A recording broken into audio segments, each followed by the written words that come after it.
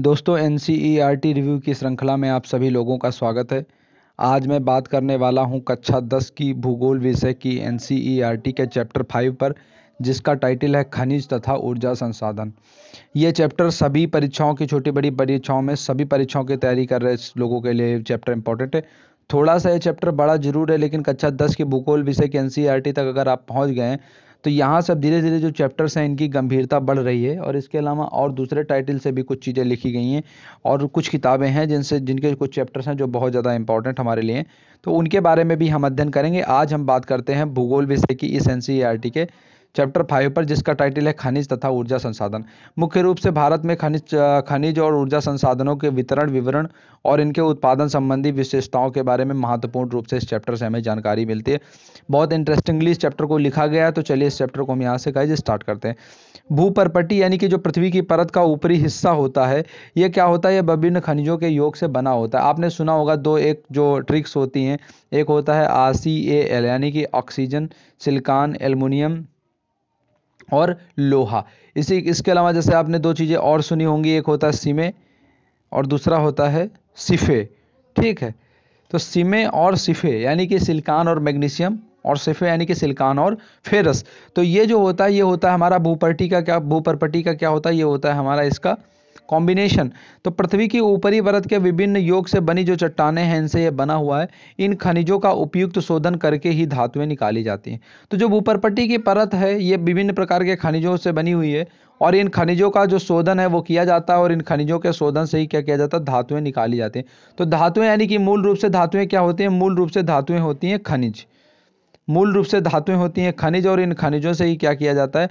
धातुएं निकाली जाती हैं।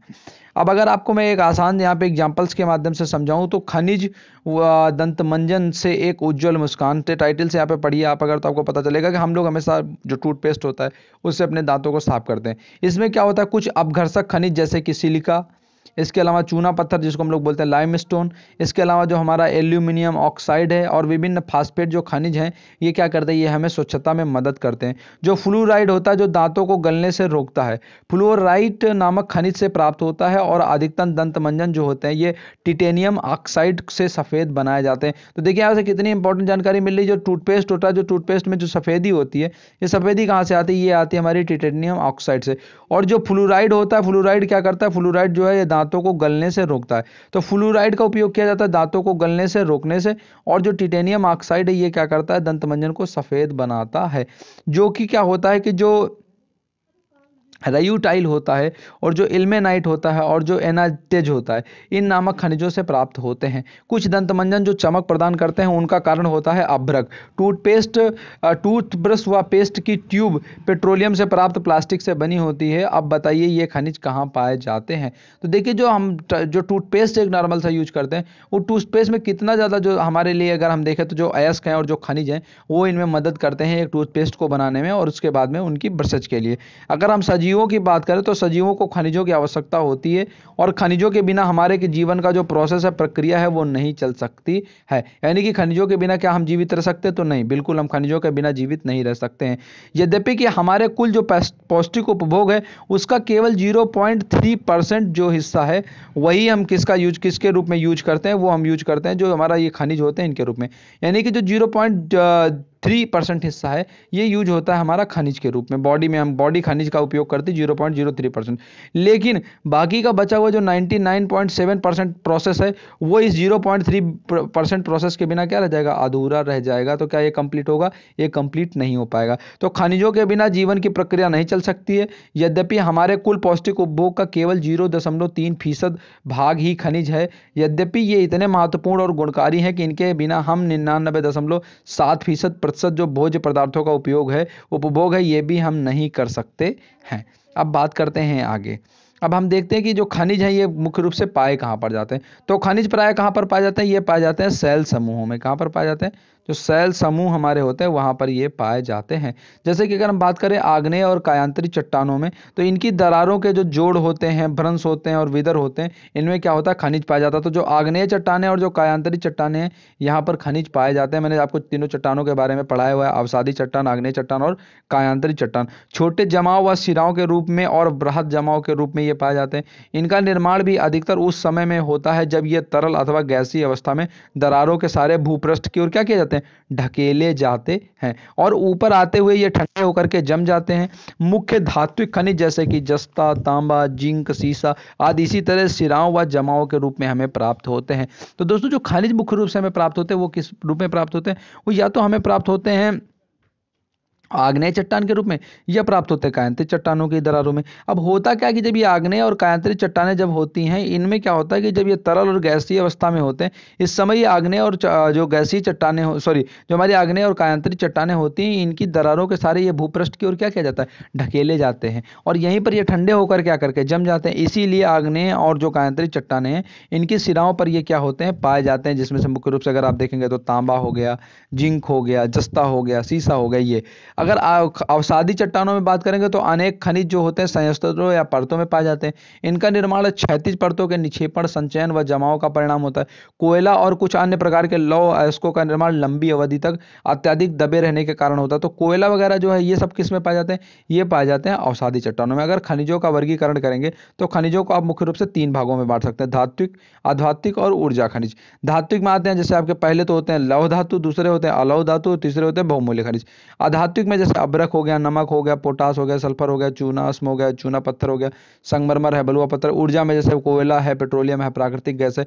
लौह में विशेष रूप से जैसे कि जिनसे लोहा निकाला जाता है, जिसमें लौह है, मैग्नीज है, निकिल है, कोबाल्ट है इत्यादि। अब बात करते हैं खनिज पाए कहाँ पर जाते हैं। खनिजों के पाए जाने की अगर आप बात करेंगे तो जो सामान्यतः खनिज होते हैं ये पाए जाते हैं अयस्कों में। अवसादी चट्टानों में दूसरी श्रेणी के जो खनिजों में जिप्सम है, पोटास है, नमक है, सोडियम है, ये होता है। इनका निर्माण विशेषकर शुष्क प्रदेशों में वाष्पीकरण के फलस्वरूप होता है। तो आपको याद रखना है कि जो अवसादी चट्टानों में जो दूसरी श्रेणी के खनिज पाए जाते हैं, इनमें मुख्य रूप से अगर आप देखेंगे तो जिप्सम है, पोटास है, नमक है, सोडियम है। इनका निर्माण होता कहाँ है, इनका निर्माण होता है शुष्क प्रदेशों में। और वो क्यों होता है, क्योंकि वाष्पीकरण के परिणाम स्वरूप इनका निर्माण होता है। अब बात करते हैं खनिजों के निर्माण की एक अन्य विधि, जिसमें क्या होता है कि जो धरातली चट्टानों का अपघटन है ये होती है। चट्टानों के घुलनशील तत्वों के अपरदन के पश्चात अयस्क वाली अवशिष्ट चट्टानें बह जाती हैं। बॉक्साइट का निर्माण इसी प्रकार से होता है। तो खनिज के निर्माण का एक दूसरा तरीका ये है कि इसमें क्या होता है कि जो धरातली चट्टानें हैं इनका अपघटन होता रहता है। चट्टानों के घुलनशील तत्वों के अपरदन के पश्चात अयस्क वाली जो अवशिष्ट चट्टानें ये रह जाती है। इसमें गाइस क्या होता है कि जैसे क्या होता है कि जो अयस्क है, अयस्क वाली चट्टानें हैं, अयस्क जो है अयस्क वाली चट्टानें हैं, अयस्क वाली चट्टानों के साथ में जो दूसरी चट्टानें होती हैं ये क्या होती है, घुल घुल करके बह जाती हैं, और जो ये अयस्क वाली चट्टानें हैं यही बची रह जाती हैं। बॉक्साइट जो होता है, बॉक्साइट का निर्माण इसी प्रकार से होता है। अब बात होती है पहाड़ियों के आधार पर घाटी से तल की रेत में जलोढ़ जमाव के रूप में कुछ खनिज पाए जाते हैं। ये जो निक्षेप होते हैं ये प्लेसर निक्षेप के नाम से जाने जाते हैं। प्लेसर निक्षेप कौन से निक्षेप होते हैं, ये निक्षेप वे होते हैं जो पहाड़ियों के आधार पर यानी कि बेस पर या फिर जो घाटी तल की रेत में पाए जाते हैं। जलोढ़ जमाव के रूप में इसमें कुछ खनिज जो होते हैं ये पाए जाते हैं, इनको कहते हैं प्लेसर निक्षेप। इनमें प्राय ऐसे खनिज होते हैं जो जल के द्वारा घर्षित नहीं होते, जैसे कि सोना, चांदी, टिन, प्लूटोनियम इत्यादि। महासागरीय जल में भी विशाल मात्रा में खनिज पाए जाते हैं, लेकिन इनमें से अधिकांश के व्यापक रूप में विसरित होने के कारण इनकी आर्थिक सार्थकता जो है वो क्या है, कम है। फिर भी सामान्य नमक, मैग्नीशियम, ब्रोमाइन ये ज़्यादातर समुद्री जल ही प्रगृहित यानी कि जो ड्राइव्ड करते हैं इसको, ठीक है, होते हैं। महासागरीय तली में मैग्नीज ग्रंथिकाओं में, जो महासागरीय तली है ये मैग्नीज ग्रंथिकाओं में क्या है, धनी है, यानी कि जो मैग्नीज ग्रंथिकाएं हैं ये काफ़ी ज़्यादा समुद्री तली में पाई जाती हैं।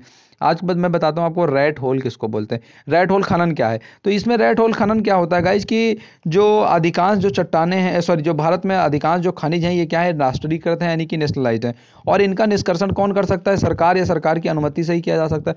किंतु उत्तर पूर्वी भारत के अधिकांश जनजातीय क्षेत्रों में खनिजों का जो स्वामित्व है वो व्यक्तिगत व समुदायों को प्राप्त है। जैसे मेघालय में कोयला, लौह अयस्क, चूना पत्थर, डोलोमाइट इसके बहुत ज़्यादा निक्षेप पाए जाते हैं। जोवाई और चेरा पूंजी में कोयले का खनन परिवार के सदस्य द्वारा एक लंबी संकीर्ण सुरंग के रूप में किया जाता है, जिसे रेड होल खनन कहते हैं।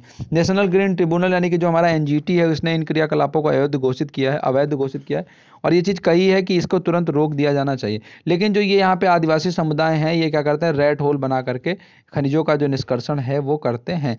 शैल क्रम के साथ में अगर आप बात करेंगे तो राजस्थान में अनेक लौह खनिज पाए जाते हैं। इसके साथ साथ में उत्तर भारत में विस्तृत जो जलोढ़ मैदान है, यहाँ पर भी आर्थिक महत्व के खनिजों का जो हिस्सा है वो करीब करीब विहीन है, और ये विभिन्नताएं खनिजों की रचना में अंतर्गत भूगर्भिक संरचना प्रक्रियाओं के समय के कारण हुई हैं। इसीलिए हम देखते हैं कि पूरे देश में समान रूप से हमारे यहाँ पर खनिज नहीं पाए जाते हैं, उनका वितरण भिन्न भिन्न क्षेत्रों में भिन्न भिन्न हिसाब से। अब एक एक अयस्क के हिसाब से हम आइए देखते हैं कि खनिज के हिसाब से हम देखते हैं। सबसे पहले बात करेंगे आयरन ओर के बारे में, यानी कि लौह अयस्क के बारे में। दोस्तों, लौह अयस्क जो है ये एक बहुत आधारभूत खनिज है और ये औद्योगिक कार्यों में अत्यधिक यूज आता है। आइए मैं 2016-17 की रिपोर्ट के हिसाब से आपको बताता हूं कि लौह अयस्क के उत्पादन में राज्यों का अंश कितना है। तो बुरी तरीके से सारे राज्यों को बीट करते हुए 52% के साथ में ओडिशा पूरे देश का करीब आधे से ज़्यादा जो हिस्सा है लौह अयस्क का, उसका उत्पादन करता है। बात करेंगे आप दूसरे नंबर पर, तो वो आता है छत्तीसगढ़ का, जहाँ पर बाबा बूदन और तमाम सारी अन्य जो है वो बाबा बूदन तो कर्नाटक में हमारा है। छत्तीसगढ़ के कई हिस्सों में जैसे बस्तर के पठार हो गए, यहाँ से इसका उत्पादन होता है। इसके बाद में तीसरे स्थान पर आता है कर्नाटक, चौथे स्थान पर झारखंड, और बाकी अन्य जो राज्य हैं यहाँ पर करीब करीब 7% उत्पादन होता है। तो ओडिशा, छत्तीसगढ़ और कर्नाटक, ये 3 बड़े स्टेट्स हैं जो लौह अयस्क यानी कि आयरन ओर का उत्पादन करते हैं। अगर मैं आपको बताऊं तो जो कन्नड़ भाषा में जो कुदरे है, इसका अर्थ होता है घोड़ा गाइज, और कुदरे मुख की चट्टानें हम यहाँ पर देखते हैं। तो कर्नाटक के पश्चिमी घाट की जो सबसे ऊंची चोटी है, ये घोड़े के मुख से काफ़ी ज़्यादा मिलती जुलती है, और बेलाडीला की पहाड़ियाँ बैल के डील यानी कि हम्प से मिलती जुलती हैं। इसी के कारण इसे कुद्रे मुख और बेलाडीला की पहाड़ियाँ कहा जाता है। तो बेलाडीला और कुद्रे मुख ये है कहाँ पर, ये है हमारी कर्नाटक में, और ये मुख्य रूप से जानी क्यों जाती हैं, ये लौह अयस्क के उत्पादन के लिए मुख्य रूप से जानी जाती हैं। आगे बढ़ते हैं गाइस, तो अगर मैं आपको बताऊं तो भारत में जो उच्च कोटि का लोहांश युक्त लौह अयस्क है, ये पाया जाता है। इसमें क्या होता है कि मैग्नेटाइट जो होता है, ये सर्वोत्तम प्रकार का लौह अयस्क होता है।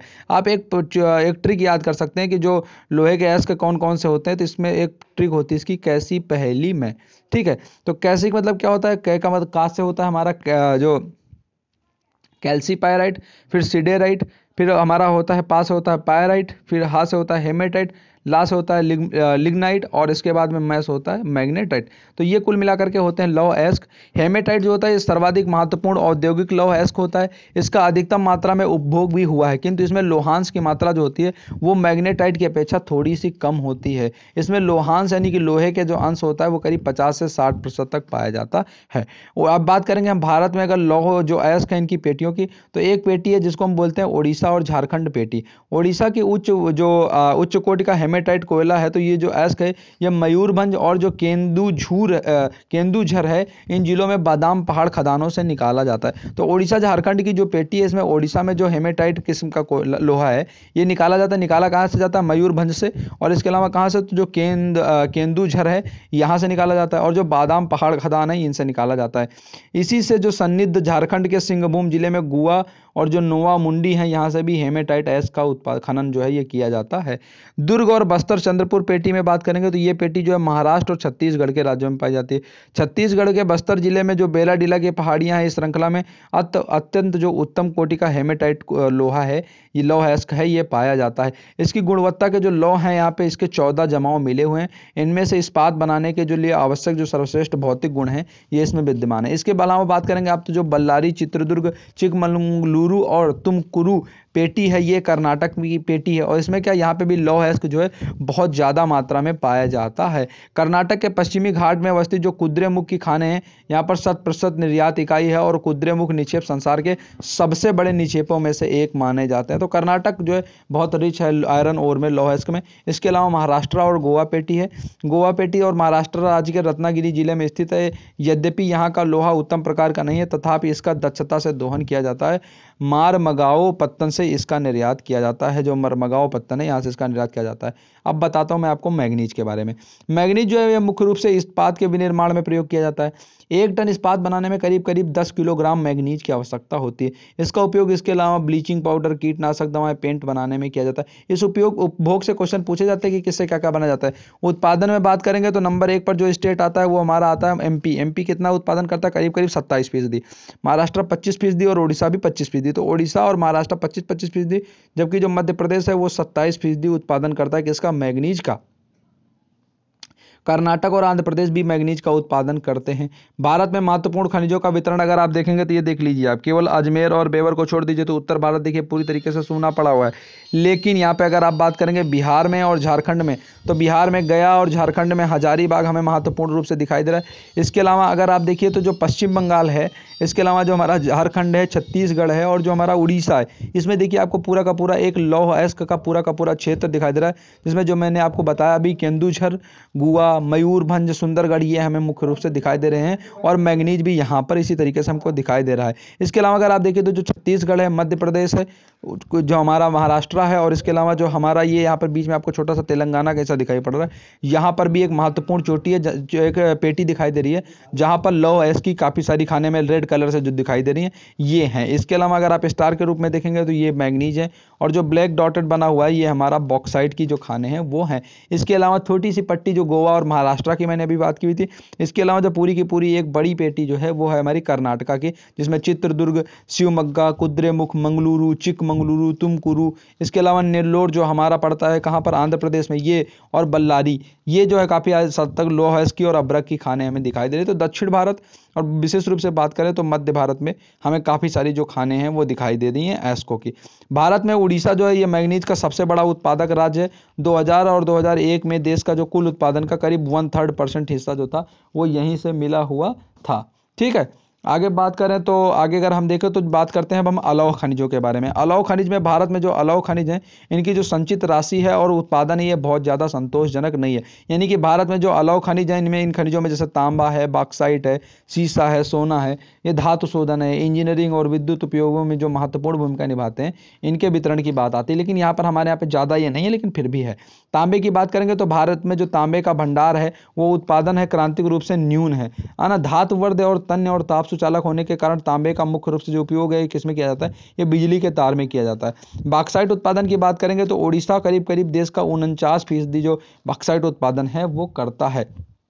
मध्य प्रदेश में बात करेंगे आप तो जो बालाघाट है, इनकी खदानें देश के करीब करीब 52% तांबे का उत्पादन करती हैं। तो पूरे भारत में जो सबसे ज़्यादा उत्पादन है तांबे का वो कौन करता है, वो करता है हमारा एमपी। झारखंड के सिंहभूमि जिले का जो है ये भी तांबे का महत्वपूर्ण उत्पादक है। इसके अलावा अगर आप देखेंगे तो जो राजस्थान की खेतड़ी है ये भी जो तांबे के उत्पादन के लिए जाना जाता है। तो राजस्थान का खेतड़ी, इसके अलावा झारखंड का सिंहभूमि और मध्य प्रदेश में बालाघाट, ये जो खदानें यहाँ की हैं ये मुख्य रूप से हमारी तांबे के उत्पादन के लिए जानी जाती हैं। विशेष रूप से यहाँ का जो तांबे का उत्पादन है वो काफ़ी हद तक हम कहें तो संतोषजनक भी है और बहुत अच्छा भी है। अब बात करते हैं इसके बाद में बॉक्साइट के बारे में। तो बॉक्साइट जो होता है दोस्तों ये क्या है कि ये अनेक अयस्कों में एल्युमिनियम पाया जाता है, परंतु जो सबसे ज़्यादा अधिक एल्युमिना क्ले है ये दिखने वाला पदार्थ जो है ये बॉक्साइट से पाया जाता है। तो एल्युमिनियम का जो एल्युमिनियम का निष्कर्षण है वो किससे होता है, वो होता है बॉक्साइट से। विभिन्न निक्षेपों की जो रचना है वो एल्युमिनियम सिलिकेट से समृद्ध व्यापक भिन्नता वाली चट्टानों के विघटन से होती है। एल्युमिनियम जो है ये हमारे लिए एक महत्वपूर्ण धातु है। अब बात करते हैं आगे। तो भारत में जो बॉक्साइट के निक्षेप हैं ये मुख्य रूप से अमरकंटक पठार, मैकाल की पहाड़ी, बिलासपुर, कटनी के पठारी क्षेत्रों में ये पाए जाते हैं। आगे देखिए मलखंड जो हमारा मलंज खंड है यहाँ पर तांबे की खदान एक दिखाई गई है। इसके बाद में ओडिशा जो है भारत का सबसे बड़ा बॉक्साइट उत्पादक राज्य है। 2016 और 17 में यहाँ के कोरापुट जिले में जो पंचतपमाली निक्षेप है ये राज्य का सबसे महत्वपूर्ण बॉक्साइट निक्षेप है। अब आगे हम बात करते हैं यहाँ पर चट्टानी खनिजों के बारे में। पहले आधात्विक खनिज देख लेते हैं। अभ्रक जो है ये एक आधात्विक खनिज है और ये प्लेटों और पत्थर के क्रम में काफ़ी हद तक पाया जाता है। अभ्रक के जो निक्षेप हैं ये कहाँ पर पाया जाता है, ये पाया जाता है छोटा नागपुर के पठार में, इसके अलावा उत्तरी किनारों पर, इसके अलावा बिहार, झारखंड के कोडरमा, हजारीबाग की पेटी, ये अग्रणी उत्पादक राज्य हैं किसके, अभ्रक के। राजस्थान के मुख्य अभ्रक क्षेत्र जो है ये अजमेर के आसपास में, यहाँ पर भी जो अभ्रक है इसका उत्पादन होता है। इसके बाद में बात आती है चट्टानी खनिजों की। चट्टानी खनिजों में जैसे आपको हो गया चूना पत्थर। चूना पत्थर में क्या होता है कि कैल्शियम या कैल्शियम कार्बोनेट, मैग्नीशियम कार्बोनेट, इनसे बनी चट्टानों में ये पाया जाता है। चूना पत्थर उत्पादन में बात करेंगे तो राजस्थान सबसे 21% उत्पादन करता है। इसके अलावा अगर आप बात करेंगे तो एमपी है, आंध्र प्रदेश है, ये दोनों 11-11%, कर्नाटक, छत्तीसगढ़ ये दोनों 10-10%, और गुजरात और तमिलनाडु ये 8-8%, तेलंगाना भी 8%, बाकी 13% में आता है। तो राजस्थान जो है ये सबसे ज़्यादा चूना पत्थर का उत्पादन करता है, एमपी दूसरे नंबर पर आता है। तो ये कुछ जो चीज़ें हैं इससे जुड़ी हुई, आगे देखते हैं। ऊर्जा संसाधन के बारे में। ऊर्जा का जो उत्पादन है ये खनिज ईंधनों जैसे कि कोयला, पेट्रोलियम, प्राकृतिक गैस, यूरेनियम, विद्युत ऊर्जा से किया जाता है। ठीक है, विद्युत से किया जाता है। ऊर्जा संसाधनों का परंपरागत तथा गैर परंपरागत साधनों में वर्गीकरण किया जा सकता है। परंपरागत साधनों में लकड़ी, उपल, कोयला, पेट्रोलियम, प्राकृतिक गैस, विद्युत, दोनों ही जल और तापीय विद्युत सम्मिलित हैं। तो कुल मिलाकर के ये हो गए जो हमारे जो परंपरागत हैं। गैर परंपरागत में अगर आप बात करेंगे तो इसमें सौर ऊर्जा, पवन ऊर्जा, तापीय ऊर्जा, बायोगैस, परमाणु ऊर्जा शामिल है। ग्रामीण भारत में लकड़ी व उपले का बहुतायत में उपयोग किया जाता है। एक अनुमान के अनुसार ग्रामीण घरों में आवश्यक ऊर्जा का जो 70% है ये इन दोनों साधनों से प्राप्त होता है। लेकिन अब घटते वन क्षेत्र के कारण चिंता पैदा हो गई थी। इसके बाद में बात करें तो जब परंपरागत ऊर्जा स्रोतों के बारे में, तो सबसे पहले बात आती है कोयले के बारे में। भारत अपनी वाणिज्यिक ऊर्जा की आवश्यकताओं है तो मुख्यतः कोयले पर ही क्या करता है, डिपेंड करता है। जैसा कि हम पहले से ही जानते हैं कि जो कोयले का निर्माण है ये पादप पदार्थों के लाखों वर्षों तक संपीड़न के कारण हुआ है। इसीलिए संपीड़न की मात्रा और गहराई से दबने के समय के आधार पर कोयला अनेक रूपों में पाया जाता है। तो दोस्तों हुआ क्या, कोयला जो है हमको पता है कि जो दबने के कारण, दबाव के कारण सले गले पत्तों उनसे बना हुआ है। इसीलिए जहां पर जिस प्रकार का दबाव रहा, जिस प्रकार का तापमान रहा, जिस प्रकार की परिस्थितियां रही, उसी प्रकार से जो कोयला है उसकी क्वालिटी में भी फर्क पैदा हो गया है। दलदल क्षेत्रों में क्षय होते पादपों से पीट प्रकार का कोयला उत्पन्न होता है। इनमें जो कम कार्बन होता है, नमी की मात्रा ज्यादा होती है, निम्न ताप क्षमता होती है। लिग्नाइट जो होता है ये भी एक निम्न कोटि का भूरा भूरा कोयला होता है। यह मुलायम होने के साथ साथ जो होता है क्या होता है, अत्यधिक नमी युक्त भी होता है। इसके बाद में लिग्नाइट की बात करेंगे तो इसके जो बहुत इंपॉर्टेंट भंडार है वो तमिलनाडु के नैवोली में मिलते हैं। तो लिग्नाइट जो कोयला है ये तमिलनाडु के नैवोली में पाया जाता है। और बात करेंगे अगर आप तो और जो विद्युत उत्पादन में इसका प्रयोग किया जाता है, गहराई में दबे तथा अधिक तापमान प्रभावित कोयले को बिटुमिनस कोयला कहा जाता है। तो जो बहुत गहराई में दबा हुआ और जो अत्यधिक तापमान से इफेक्टेड कोयला होता है इसको हम लोग बोलते हैं बिटुमिनस टाइप का कोयला। ये वाणिज्यिक प्रयोग में ये सर्वाधिक लोकप्रिय है। धातु शोधन में उच्च श्रेणी के बिटुमिनस कोयले का प्रयोग किया जाता है जिसका लोहे के प्रगलन में विशेष महत्व है। एंथ्रेसाइट सर्वोत्तम गुण वाला कोयला होता है। तो एंथ्रेसाइट और बिटुमिनस जो कोयले हैं ये मुख्य रूप से हम देखें तो ये अच्छे कोयले माने जाते हैं। भारत में कोयला जो है ये दो प्रमुख भूगर्भिक युगों के शैलों के क्रम में पाया जाता है। एक तो हमारी जो है जिनका नाम होता है गोंडवाना क्रम की चट्टानें। इनमें क्या होता है, इनकी आयु 200 साल से लाख वर्ष से कुछ ज्यादा है। और दूसरी है टर्सरी। तो गोंडवाना और टर्सरी ये दो चट्टानें हैं जहां पर क्या होता है, कोयले का उत्पादन होता है। यहां से मतलब इन चट्टानों में कोयला पाया जाता है। टर्सरी कोयला क्षेत्र की अगर आप बात करेंगे तो जो उत्तर पूर्वी राज्य जैसे मेघालय है, असम है, अरुणाचल है, नागालैंड है, यहाँ पर कोयला पाया जाता है। इसके अलावा अगर आप बात करेंगे यहाँ पर जो गोंडवाना क्रम की चट्टानें हैं तो इनमें से जैसे आपका पश्चिम बंगाल हो गया, दामोदर घाटी का क्षेत्र हो गया झारखंड में, और झरिया, रानीगंज, बोकारो ये महत्वपूर्ण कोयला क्षेत्र। इसके अलावा गोदावरी महानदी जो और सोन और वर्धा घाटी बेसिन है यहाँ पर भी ये पाया जाता है। पेट्रोलियम की बात करेंगे तो भारत में जो पेट्रोलियम है इसका भी उत्पादन जो होता है वो कच्चे माल के रूप में होता है। तो भारत में जो अधिकांश पेट्रोलियम की उपस्थिति ही है टर्सरी युग के चट्टानों में पाई जाती है। तो वहां पर देखिए वहां पर भी जो कोयला था वो भी टर्सरी क्रम की चट्टानों में पाया जा रहा था। और इसके अलावा जो हमारा यहाँ पे पेट्रोलियम है ये भी टर्सरी क्रम की चट्टानों में पाया जाता है। तो इनकी जो सेल संरचनाओं की अपनति है, भ्रंश है, ट्रैप है, यहाँ पर पाई जाती है। पेट्रोलियम जो है ये संरंध्र और असंरंध्र चट्टानों के बीच में भ्रंश के ट्रैप में पाया जाता है। और इसी के ऊपर प्राकृतिक गैस हल्की होने के कारण रहती है। प्राकृतिक गैस जो है ये भी बहुत इंपॉर्टेंट है। कृष्णा गोदावरी बेसिन है, यहाँ पर प्राकृतिक गैस के विशाल भंडार मिले हुए हैं। पश्चिमी घाट के साथ में मुंबई हाई और इसके अलावा जो सन्निध क्षेत्रों में खंभात की खाड़ी है यहाँ पर भी ये मिले हुए हैं। अंडमान निकोबार द्वीप समूह के जो महत्वपूर्ण क्षेत्र हैं यहाँ पर भी प्राकृतिक गैस के विशाल भंडार पाए जाते हैं। 1700 किलोमीटर लंबी हाजीरा विजयपुर जगदीशपुर जो HVJ गैस पाइपलाइन है ये मुंबई हाई व बेसिन जो है इसको उत्तरी पश्चिमी भारत के उर्वरक और विद्युत क्षेत्रों में यहाँ तक ये पहुंची हुई। अभी आगे इसको दिखाया गया, मैं वहां पर आपको दिखाऊंगा। विद्युत की बात करें तो भारत में जो आधुनिक विश्व में विद्युत का अनुप्रयोग बहुत ज़्यादा बढ़ गया है।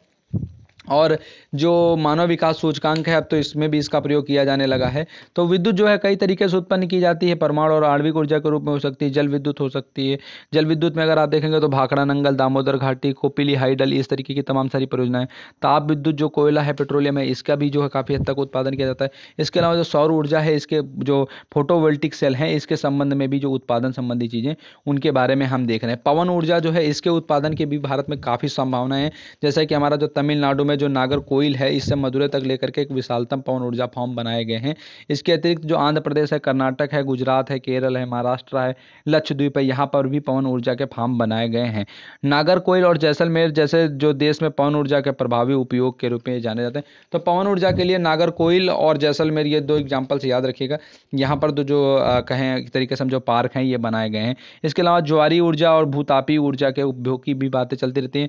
सैकड़ों भारत में गर्म पानी के ऐसे जो चश्मे हैं इनका विद्युत उत्पादन में प्रयोग किया जा रहा है। भूतापीय ऊर्जा के दोहन के लिए भी भारत में 2 प्रायोगिक परियोजनाएं शुरू की गई हैं। इनमें से एक हिमाचल प्रदेश के मणिकरण में है, दूसरी जो पार्वती घाटी यहाँ पर है, दूसरी जो लद्दाख की पूगा घाटी यहाँ पर है। तो यहाँ पर अभी अनुप्रयोग इसके बारे में किया जा रहा है। फाइनली ये चीज़ हम कह सकते हैं कि ऊर्जा की बचत ही ऊर्जा उत्पादन है, क्योंकि ऊर्जा का जो उत्पादन है वो हम महत्वपूर्ण सोर्सेज से कर रहे हैं। सोर्स जो नॉन रिन्यूएबल हैं उनकी समाप्ति के बाद में हमारे सामने ऊर्जा संकट खड़ा होगा। इसलिए अगर हम ऊर्जा की बचत करते हैं तो ही हम ऊर्जा का उत्पादन करते हैं। ये सूक्ति को हम उचित ही मान सकते हैं। तो गाइस ये था कक्षा 10 की भूगोल विषय के एनसीईआरटी का चैप्टर 5, जिसमें हम बात कर रहे थे खनिज और ऊर्जा संसाधनों के बारे में। ये चैप्टर बहुत ज़्यादा महत्वपूर्ण है। प्लीज़ आप सभी लोग इस चैप्टर को बार बार पढ़ लीजिएगा, रिवीजन करके पढ़ लीजिएगा। जो इसके निक्षेपों संबंधी टाइटल्स सारे जो चीज़ें लिखी गई हैं, वो उत्पादन के संबंध में कौन कौन कहाँ पर नंबर 1 है, नंबर 2 है, नंबर 3 है, वर्तमान करेंट डेटा से उसको मैच करते हुए देख लीजिएगा। इसके अलावा जो इनके पाई जाने वाली चट्टानें हैं उनकी क्या विशेषताएं हैं और उनके पीछे क्या कारण है, इन चीज़ों के बारे में भी महत्वपूर्ण रूप से पढ़िएगा। तो ये चैप्टर बहुत इंपॉर्टेंट है, इसलिए मेरी रिक्वेस्ट है आपसे कि इसको 1 से 2 बार पूरी तरीके से रिपीट करके पढ़ लीजिएगा। और इसके बाद में हम कल शाम 8 बजे की लाइव क्लास में क्या करेंगे, इससे जुड़े हुए जो प्रश्न होंगे इनका अभ्यास करेंगे। तो प्लीज़ आप सब इस चैप्टर को देख करके अच्छे से तैयार कर लें। Thank you so much.